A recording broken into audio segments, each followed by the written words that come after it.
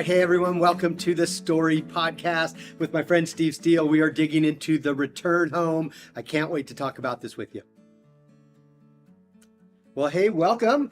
Great to be together. It's a good chapter. We are on chapter 19 of the story. We are almost to the New Testament. We are so close we can just about taste it. But we are finishing up the Old Testament and some really important stuff. And so the people had been carried away into captivity by Nebuchadnezzar. And then over that 70 years, the leadership, like we were just talking about, changes over time. Eventually, Cyrus becomes the king, and he says to the people, you can return home and rebuild. And you began by talking about returning home. And when you ever go on a long trip, how good it feels to come home. Steve, what's the best thing about coming home from a long trip? Well, I said it on Sunday. It's that sliding into your own bed. Yeah. Usually you're like so tired. I remember early on, maybe it was because when I was younger, I could adapt better or whatever, but I would go places and sleep in other beds and not worry about it. Yeah. The older sleep you on get, some rock or something. the older you get, you're more like, oh yeah, this isn't right. Right. Like it's not big enough. Yeah. It's not, it's not Yeah. firm enough. Yeah. And me and Nicole, like I like a firm bed. She likes a really soft bed, and we just need to get home to our bed. There's something special. Yeah. A couple of old guys. Yeah, totally. Yeah. And it depends on where you go too. Sometimes it's nice to get home to your own shower. Yeah. So some of those places, but yeah, coming home is special. But it's interesting because after 70 years, a lot of these people had never been there. It wasn't their bed. Uh-huh. They weren't going back to their bed. Yeah. It was a brand new place that like a 2/3 or however many more had never been there. Yeah, but you seem, as you read through the stories of Daniel, and we'll get to Esther this week, there is a longing for home that is in them. So there is that longing for it. Absolutely, and I don't know if that's just maybe, obviously the stories of God, the people of God told the stories of God again and again, oral tradition and all the things that they had heard and known.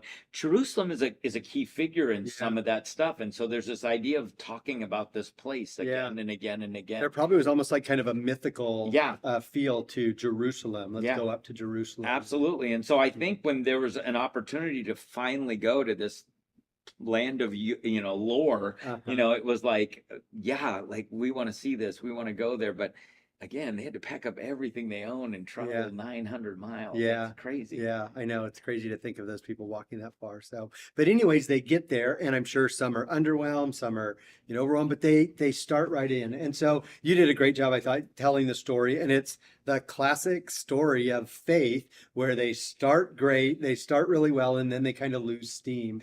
And if you don't start well, then nothing happens, right? But they really did got right to it the way that it's read in the Bible. They just got right to it, and one of the things that got left out, which I was talking about with you earlier, is this. When they laid that foundation, there was a whole group of the elders of the church or of the community that basically said, well, this isn't the temple that we remember. Right? It was smaller. They wept when they saw the ones that had seen Solomon's temple. Can you imagine being a young guy who's been working in concrete all that time? You're like, what do you mean? What are you crying for? Bigger, make it bigger. Right. So there was definitely some disappointment. But hey, before we even get to the story, let's just talk about that concept in our spiritual life of a strong start and then losing steam. Because you and I mean, even just as youth pastors, took a lot of kids to camp, had a lot of camp experiences. We've preached at different places, had a lot of emotional responses, and we've seen that trickled out. What do you do with that? Does it mean you stop pursuing those emotional experiences? I still think there's value in a camp high, if you want to call it.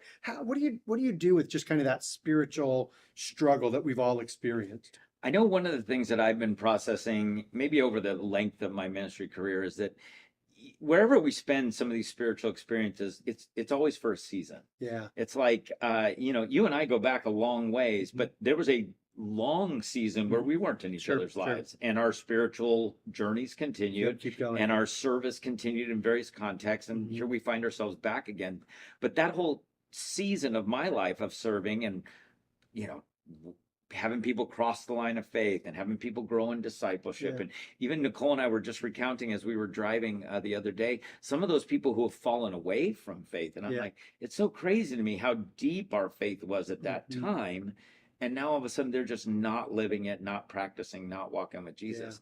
And I think about the seeds being scattered in that parable. That's right. And you think to yourself, it's my responsibility to plant the seeds. It's my responsibility to water. It says, Paul planted, Apollos waters, Right. but it's God who gives the growth.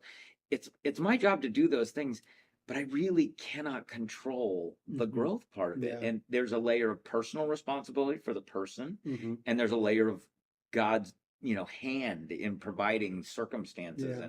and all of that. I don't know how you make sense of it, but for me, I've had to say, hey, I lived in that person's world for a season, and probably maybe more important to me at this point is that I finish well, Yeah. that I don't start and drop off, that I Yeah. don't come to a place where I'm like, whatever. Right. Right. Yeah. As I think about the parable of the sower, the application is, man, is my heart Yeah. fertile soil. And, obviously as pastors, we've seen people come and go, and it is heartbreaking. But to me, the perseverance of the faith is equal to the starting of the faith. Yeah. And yet I also I'm sympathetic to the person who has this big experience. Yeah. And not that they fall away, but I want to keep having those. Yeah. Don't give up on No. those things. But the issue is, how do we persevere? How do you stick through that? And we'll talk about that. But I loved what you said. You said they started big, and God's big thing was their big thing. What do you mean by that? Explain that again in the story. And then I'd love to hear times in your life where you felt like that was true. Yeah. My big thing was God's big thing. I think there's times in our lives where God has a big, we have a spiritual aha moment, is what I would say. Oh, God has called me to this. Oh, I understand my responsibility in this. Oh, this is where I'm supposed to serve or give or whatever it is. And we lean into it.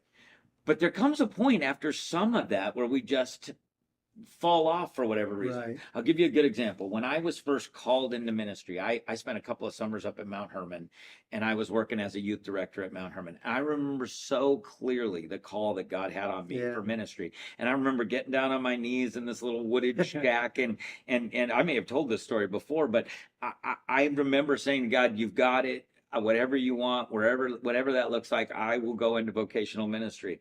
And then the summer ended, and I immediately went home and got a regular job. And so it was like this season of well, God's big thing, which I knew was on my heart. I was like, yeah, but I need a job, and I don't know what it's going to look like to go do that and all this other stuff. And so I just made it a little thing in my life. Well, God has a funny way of going, remember? Yeah. Remember what you said? Remember what you were going to do? Remember what I laid on your heart? Remember? Yeah. And so that big thing, are we going to lean into it and really embrace the thing that God has called us to? Or do we sort of let it go to the back shelf for a little while? And I just know, and I think we see it in the story this week, God doesn't play that game. Yeah. He's going to bring you back to whatever it was he called you to. Yeah. Yeah. I think there's some really impactful scriptures on just the warning against that. He says in Revelation, don't walk away from your first love. Yeah, right. Or I think of even Peter, I'll never deny you, Jesus. Yeah, right. Yeah. So the struggle is common. But how do we keep that in front of us? And so let's talk about that. In the story, when things started to fade, I think you hit on these, but I kind of grouped them together as three kind of main things that they faced, because they got there, they started building the temple, things are going great, woo, we're all in, and then they start to fade away. And I saw really three things. And actually, Zerubbabel and Ezra and Nehemiah all face opposition. Yeah. So all of them have a good start, and all of them face opposition of one form or another. So I think one of the themes of Ezra and Nehemiah, which was originally one book, right? Yeah. Was just standing firm against opposition, whatever that opposition is. But I saw there was opposition from criticism that they faced. Yeah, the Samaritans and the surrounding communities, right? I think there was just confusion about how it was supposed to go, and then there were some distractions. So the first one, let's just talk about criticism, and at least what I wrote down is the story you started to tell us. These guys went there, they started to build, they laid their best foundation, and then the old guys are like, well, we don't like this one. We want Solomon's temple was bigger. And so what do you do when you face criticism in life or ministry? Or obviously I sort of got to this later in the message that, anytime you face any of those setbacks, really the antidote to that is, I think, first of all, to look back and to remember what God has done. Like, if you've traveled 900 miles and Yeah. you've laid the foundation, and then people are like, well, it's not as big as you were. You go, do you remember when the pagan king said we Yeah. could go home? Yeah. And then he said, by the way, why don't you take a bunch of money with Yeah. you? Like there's a layer of like that kind of, I even wonder about it, like as they were wandering through the wilderness, Mhm. you know, anytime that they got off track again and again, right? We know Mhm. this.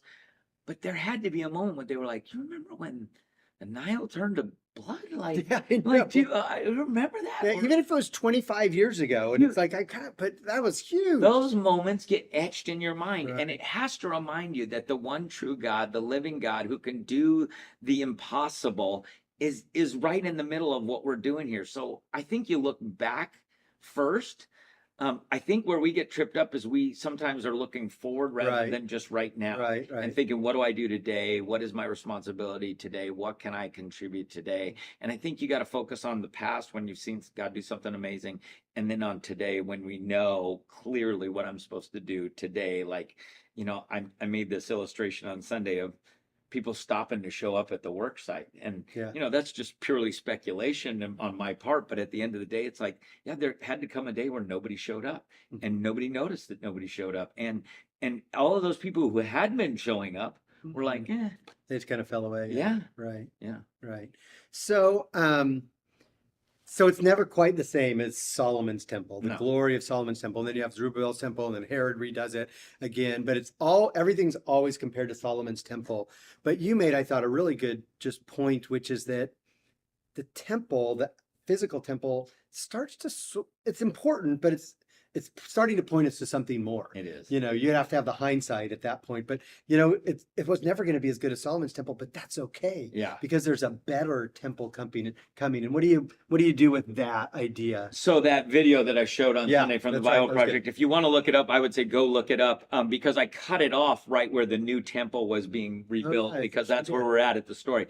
But it will very clearly point to Jesus and the way that this concept of God's presence with us, and even I alluded to it at the end, the Holy Spirit living within us, Right. is the incarnation of the temple. Yeah. And it is this idea that, like, from the very first, the tabernacle, Mhm. that they build and they pack up and move, throughout the wilderness, as the presence of God comes down in a pillar of fire or a cloud, or all these things there's very tangible presence of God that I think they needed back then, and so we see that expressed in the temple. Can you imagine walking the streets in Jerusalem, Mhm. and you're just walking by the temple, and you're like, oh yeah, God lives there. yeah, God's place. Like Yeah. that's where God lives. He's Yeah. right in the center of our community. Yeah. I can go home tonight and be assured that God is sleeping, 2 blocks to the left and 1 block over, Right. whatever it is. And so this idea of God's presence hanging in our midst, I genuinely think is one of those things as a Christian that we just like long for. Like, I just Yeah. want to know God is walking Yeah. with me, that he's sitting with me in the car as I drive, that he even when I'm having an argument with my wife, or I can't figure out how to parent my kids, that God is present, and he's like, I Yeah. want to walk with you through this. Mhm.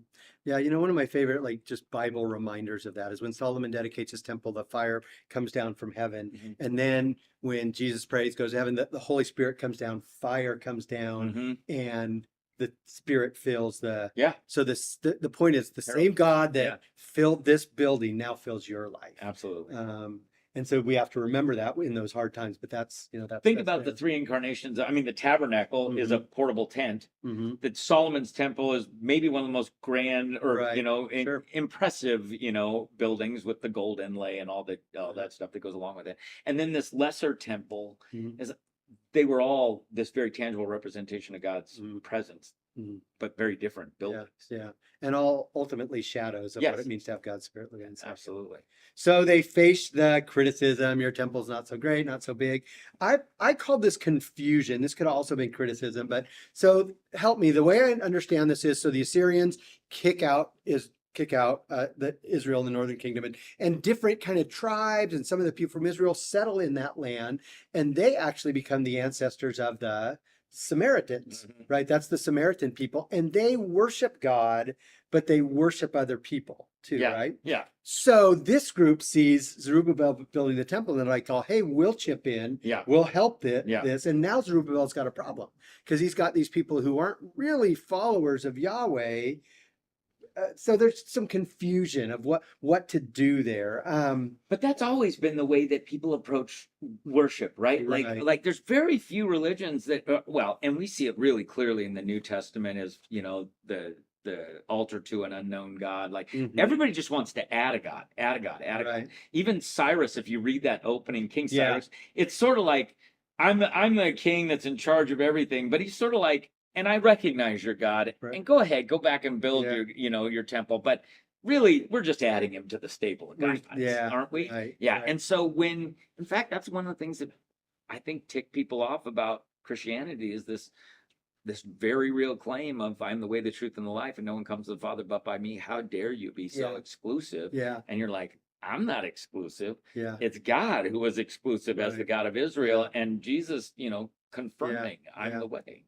So Zerubbabel's held up to it as a model to us by not letting them come because they'd worshipped idols. Right. And he's like, they worshipped idols, they can't build the temple. Right. That's tricky for us in these modern days because we see the value of relationship and friendship with even, non-believing people. Absolutely. But when it came to actually building the temple, Zerubbabel's no. But there was that kind of confusion, like who's on our side, what's going on. Right. Then they sent a letter back to Darius or Cyrus and complained about it, and it's all this back and forth. So Yeah. they face criticism and confusion. And then the one that I thought you did a great job talking about was just distraction. Yeah. And Haggai talks about this idea. It's such a powerful scripture. He's like, you guys are living in your paneled houses and God's house remains in ruins. Yeah. So what do you do with that?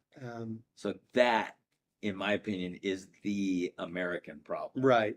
That- Yeah, these other two, you're sure, but But we live in an age of distraction. That's what we do. We live in an age of distraction. I heard somebody say that we get up in the morning and scroll on our little screen, and then we go to work and we work on our bigger screen, and then we come home at night so that we can stare at a big screen while we're scrolling on our little screen. And it's like, that's not funny. I know it's not funny. It's a little too true, but it's not just screen. Right. It's everything from sports fandom to all these things that we do that are distractions. And there's got to be I've always said this, there's got to be a level of like healthy, it's okay to have a hobby. I'm not trying to tell you can't have any of that, but boy, when it elevates to a place where not only is God not getting best in your life, he's getting leftovers and maybe even scraps. It's like, yeah, we're in dangerous territory there. And when your life stops working because of that, your distractions are what has your heart, not God doesn't have your heart anymore. Yeah. How do you know you've kind of reached that saturation point or that distraction point? What are some of the symptoms you think? I think it's this low grade frustration all the time. Like I'm dissatisfied. Like I'm dissatisfied with everything. It's my house isn't good enough. My house isn't good enough. My car isn't good enough. My 401k is not big enough. Absolutely. I think it's all that stuff. And you ask yourself, because when you're centered with God and with God's will, there comes a point where you're like, I guess that doesn't matter, right? And it's true. It doesn't matter. I was just having lunch with somebody and we were talking about, the young man thinking about his future, thinking about a career. And I thought to myself, he's talking about all this stuff. And I'm like, yeah, but in the end, and he's like, yeah, I know. Like that isn't the stuff that's going to matter by the time I'm done 30, 40 years from now. And it's like, yeah. So you got to measure that and really choose what is best for you, for your family, for your relationships, and really for God's kingdom rather than chasing after the distraction. Yeah. For me, I found just helpful to kind of think through, where do I find my security? Like when I hit a hard time or I think about my future, is my security in my bank account, or is my security in the Lord? And also, what am I spending my attention on? Am I, and Haggai nails it, because like you're worried about your paneled houses and not you've forgotten the Lord's house. And I think all of us relate to, hey, I'm trying to fix up my house, and it becomes all consuming. And whether it's the house project or whatever it is, that becomes the thing that you're spending most of your thought and energy to. And it's really this idea of just putting God first, because there's a lot of hours in the day, there's a lot of days in the year, but this idea of like, I give God the first fruits in my tithe, and so I give God, and so I don't stress that much about the rest of the money for the rest of the month, because I know I've given God what, and he's been so faithful when I do that. And so you ask anybody who's got financial trouble and you go, so have you been giving God? And they're like, well, I can't afford it. I'm like, well, I don't want to sound harsh, but it's the same in your day. Like I've told First of you, your day, yeah. I get up in the morning now, and I was never a first thing in the morning devotion guy. Yeah. And now I can't live without that first hour. I bike ride, I listen to not podcasts. I just listen to devotionals really, and talk to God. And it's like, and I find that time growing in my life, That's not great, shrinking. I see it growing in your life too. Yeah, and there's a layer of like, if I don't get centered, Yeah. right here at the very beginning, the rest of the day is going to go downhill Yeah. from there. Yeah. Same with our relationships with our wives and kids, and Yeah. like, how do we put God first in those things? Yeah. Because he will work out. It's that C.S. Lewis quote: you put first Yeah, okay. things Uh-huh. put first things first, and the second things go along with it. You put second things first, and you lose You the lose first both. and the second Right. things. Yeah. Right. Hey, I've seen it in your life, because I know that bike ride time, or it used to be your walking Yeah. time, it's getting longer and longer. You used to tell me, yeah, I rode 5 miles today. And then like, I rode 7 miles today. Today, look, I rode 10 miles. I'm like, oh no, what's going on, Steve?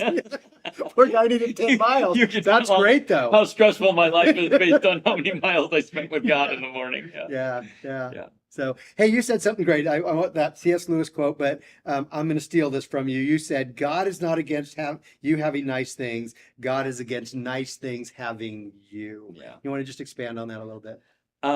God, we see it so clearly in Scripture. I talked about this a couple of weeks ago when we were talking about money Yeah. and finances and possessions. There are a lot of like very, very wealthy biblical heroes in our like wealthy people. Yeah. And so wealth can't be the enemy. Right. And people who have wealth and have God's spirit in them. My father-in-law is maybe one of my greatest examples of this. My father-in-law was one of the most generous guys I had ever seen. He would help anybody, his employees, his whatever, and he never thought twice about it. And I really genuinely believe that people who have a generous spirit within them, and God can use that generous spirit, I think he just keeps blessing them. Mm-hmm. But if you have a hoarding spirit within you, where you're just like, I just need to make sure I have enough, and you're finding your security, you kind of alluded to this earlier, finding your security in your bank balance or your 401k balance, I think God says, and I'm not saying he's like gonna take it from you because he's a mean God, but he's one of those guys that's like, do you trust me or don't you? Mm-hmm. He allows seasons. In fact, we talked about it there, like the money running through the pockets of these people as he allows seasons of difficulty and even distress, I think, to say, is it me or is it you? Who's in charge here? Is it me that runs the show, or do you run the show? And you can see where God takes those times to grow us really in that discipline. Yeah. So cool. Well, hey, good job leading us through. This is a really important part of the story. It is. Because we kind of forget, we know David and Daniel and these kind of things, but they come back and they rebuild, and God shows his favor on them, and God's working. But can I just tell you where I am right now in the story? It feels a little bit like the History Channel. Feels a little like the History Channel. Like there's certain people that love the History Channel and they want to watch it and they know every detail about everything. And then there's some of us that are like, man, can we get off the History Channel? Yeah. So it is just a lot of details. Even you and I were like, wait, Cyrus, Darius, trying to remember all that stuff. So the story's good for keeping that up. But as we're 20 chapters in, it has been this and this and this and this all the way from the beginning. You know what I'm ready for? Jesus. Yeah. Come on. Yeah, we're just a couple weeks away from the New Testament. Yeah. But you and I both know Jesus enters the scene. And, they got that. And the up and down, especially amongst God's people as you get through the epistles, the up and downs are a part of the story. Yeah. They're a part of the Israel story. Yeah. They're a part of the New Testament story. They're part of our story. Yeah. And I think one of those things is that we don't get too discouraged when we're in the down. Yeah. And we don't get too excited when we're in the up. That we just know that the God of all creation, the God who provides, the God who sends people away into captivity or allows people to get carried away in captivity, is the same God who brings them back. Yeah. And it's like the ups and downs of life are going to happen. If you think you're going to finish that off because now you're a follower of Jesus, you're not. Yeah. But God gives us the strength to get to Yeah. But I'm still looking forward to it. Okay. That's good. Yeah, that's really good. And faithfulness is so important. But I guess maybe I could just say, as I'm sitting here thinking about it, the story's working for me. Yeah. Like I'm tracking with it. I hope you are as well. Yeah. Tracking with God, that God is at work. Yeah. You know, through all of this stuff, He is working His plan. We're about to go into 400 years of silence. We've got two more Old Testament stories. We got Esther, and then you're going to come back and finish Nehemiah, and then there's 400 years of silence. But God is working His plan, and it is a good one. And so, You know, one of the other things just is God's. I think sometimes we forget God is the God of all of time. yeah, And some of the things that are inconceivable to us, a 70-year detour, a Right. 40-year wandering in the wilderness, a 400-year silence, 2,000 years since Jesus Yeah. ascended. Yeah. God is doing what God's going to do in God's time. And for us, we can sit back and guess, but at the end of the day, God is the God of time, and none of this phases him. I don't think. yeah.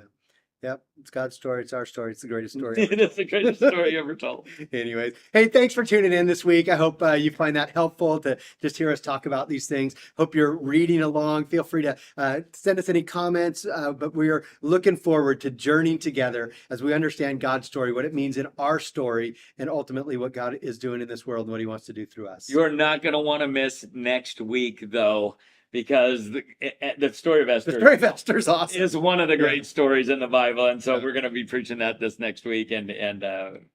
walking through that Yeah, story. I'm into it. So, Yeah. all right. Well, hey, God bless you guys. Thanks for joining us. Have a great day, and we'll see you real soon.